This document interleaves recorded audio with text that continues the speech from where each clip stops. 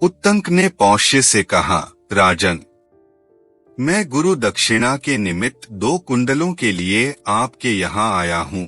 आपकी क्षत्राणी ने जिन्हें पहन रखा है, उन्हीं दोनों कुंडलों को आप मुझे दे दें, यह आपके योग्य कार्य है। यह सुनकर पौष्य ने उत्तंक से कहा, ब्राह्मण, आप अंतपुर में जाकर क्षत्राणी से वे कुंडल मांग लें। राजा के ऐसा कहने पर उत्तंक ने अंतःपुर में प्रवेश किया, किंतु वहां उन्हें क्षत्राणी नहीं दिखाई दी। तब वे पुनः राजा पौष्य के पास आकर बोले, राजन, आप मुझे संतुष्ट करने ले लिए झूठी बात कहकर मेरे साथ छल करें, यह आपको शोभा नहीं देता है। आपके अंतःपुर में क्षत्राणी नहीं है, क्योंकि वहां वे मुझे नहीं दिखाई देती हैं। उत्तंक के ऐसा कहने पर पौष्य ने एक क्षण तक विचार करके उन्हें उत्तर दिया, निश्चय ही आप झूठे मुंह हैं। स्मरण तो कीजिए, क्योंकि मेरी क्षत्राणी पतिव्रता होने के कारण उच्छिष्ट अपवित्र मनुष्य के द्वारा नहीं देखी जा सकती हैं।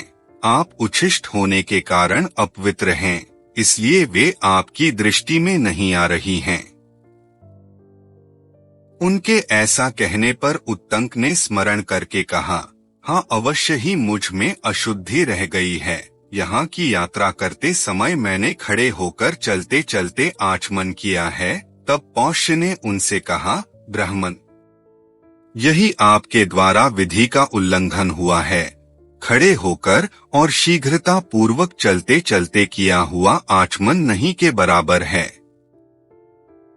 तत्पश्चात उत्तंक राजा से ठीक है ऐसा कहकर हाथ, पैर और मुंह भली भांति धोकर पूर्वाभिमुख हो आसन पर बैठे और हृदय तक पहुँचने योग्य शब्द तथा फेन से रहित शीतल जल के द्वारा 3 बार आचमन करके उन्होंने 2 बार अंगूठे के मूल भाग से मुख पोंछा और नेत्र, नासिका आदि इंद्रिय गोलकों का जल सहित अंगुलियों द्वारा स्पर्श करके अंतःपुर में प्रवेश किया।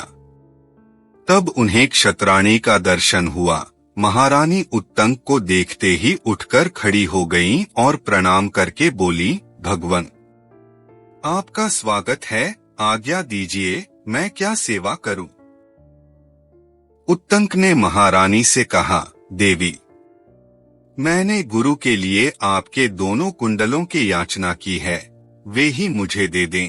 महारानी उत्तंक के उस सद्भाव गुरु भक्ति से प्रसन्न हुई। उन्होंने यह सोचकर कि ये सुपात्र ब्राह्मण हैं, इन्हें निराश नहीं लौटाना चाहिए, अपने दोनों कुंडल स्वयं उतारकर उन्हें दे दिए और उनसे कहा, ब्राह्मण, नागराज तक्षक इन कुंडलों को पाने के लिए बहुत प्रयत्नशील हैं, अतः आपको सावधान होकर इन्हें ले जाना चाहिए। रानी के ऐसा कहने पर उत्तंक ने उन क्षत्राणी से कहा, देवी, आप निश्चिंत रहें, नागराज तक्षक मुझसे भिड़ने का साहस नहीं कर सकता। महारानी से ऐसा कहकर उनसे आज्ञा ले उत्तंक राजा पौष्य के निकट आए और बोले, महाराज पौष्य, मैं बहुत प्रसन्न हूँ और आपसे विदा लेना चाहता हूँ।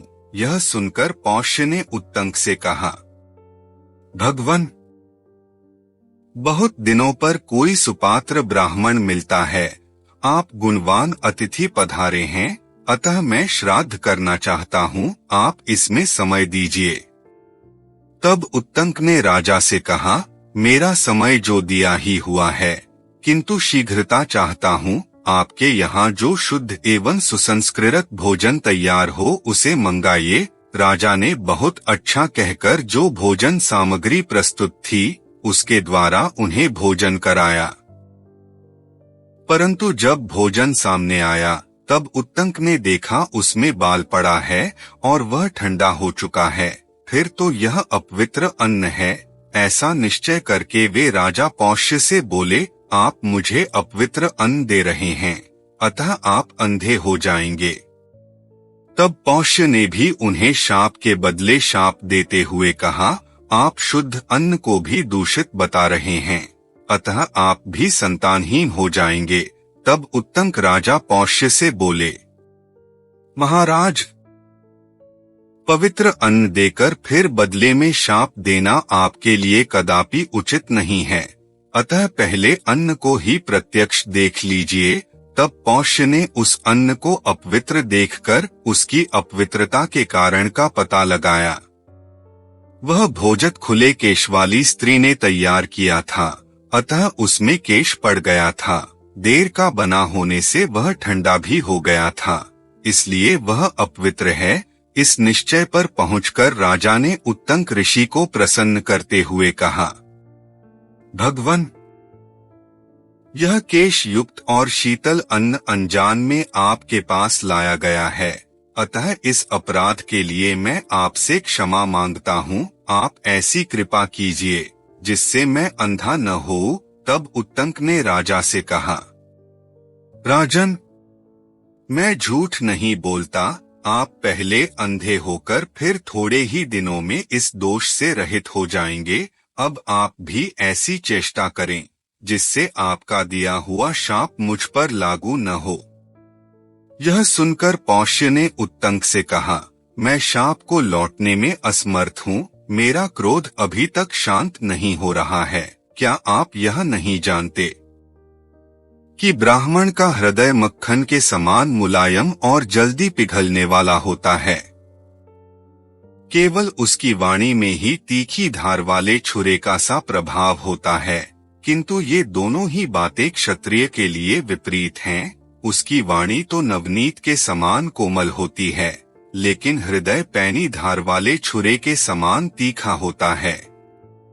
अतः ऐसी दशा में कठोर हृदय होने के कारण मैं उस शाप को बदलने में असमर्थ हूँ, इसलिए आप जाइए। तब उत्तंक बोले, राजन, आपने अन्न की अपवित्रता देखकर मुझसे क्षमा के लिए अनुनय विनय की है, किंतु पहले आपने कहा था कि तुम शुद्ध अन्न को दूषित बता रहे हो, इसलिए संतानहीन हो जाओगे। इसके बाद अन्न का दोष युक्त होना प्रमाणित हो गया, अतः आपका यह शाप मुझ पर लागू नहीं होगा। अब हम अपना कार्य साधन कर रहे हैं। ऐसा कहकर उत्तंक दोनों कुंडलों को लेकर वहां से चल दिए। मार्ग में उन्होंने अपने पीछे आते हुए एक नग्न क्षपणक को देखा, जो बार बार दिखाई देता और छिप जाता था।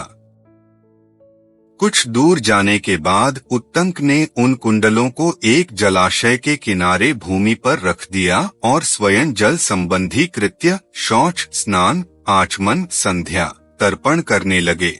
इतने में ही वह क्षपणक बड़ी उतावली के साथ आया और दोनों कुंडलों को लेकर चंपत हो गया। उत्तंक ने स्नान, तर्पण आदि जल संबंधी कार्य पूर्ण करके शुद्ध एवं पवित्र होकर देवताओं तथा गुरुओं को नमस्कार किया और जल से बाहर निकलकर बड़े वेग से उस क्षपणक का पीछा किया। वास्तव में वह नागराज तक्षक ही था। दौड़ने से उत्तंक के अत्यंत समीपवर्ती हो गया। उत्तंक ने उसे पकड़ लिया। पकड़ में आते ही उसने क्षपणक का रूप त्याग दिया और तक्षक नाग का रूप धारण करके वह सहसा प्रकट हुए पृथ्वी के एक बहुत बड़े विवर में घुस गया। बिल में प्रवेश करके वह नागलोक में अपने घर चला गया। तदंतर उस क्षत्राणी की बात का स्मरण करके उत्तंक ने नागलोक तक उस तक्षक का पीछा किया। पहले तो उन्होंने उस विवर को अपने डंडे की लकड़ी से खोदना आरंभ किया, किंतु इसमें उन्हें सफलता न मिली। उस समय इंद्र ने उन्हें क्लेश उठाते देखा तो उनकी सहायता के लिए अपना वज्र भेज दिया। उन्होंने वज्र से कहा, जाओ इस ब्राह्मण की सहायता करो। तब वज्र ने डंडे की लकड़ी में प्रवेश करके उस बिल को विदीर्ण कर दिया। इससे पाताल लोक में जाने के लिए मार्ग बन गया। आपसे एक निवेदन है, आप अपने मित्रों, बच्चों को महाभारत जैसा भव्य, दिव्य, विशाल, अद्वितीय ग्रंथ पढ़ने के लिए प्रेरित करें, जिससे उनको जीवन में एक नई दिशा प्राप्त हो। अगर हमारा वीडियो आपको अच्छा लगा तो लाइक करें, शेयर करें और चैनल को सब्सक्राइब करें। जिससे महाभारत के नए एपिसोड का नोटिफिकेशन मिलता रहे। धन्यवाद।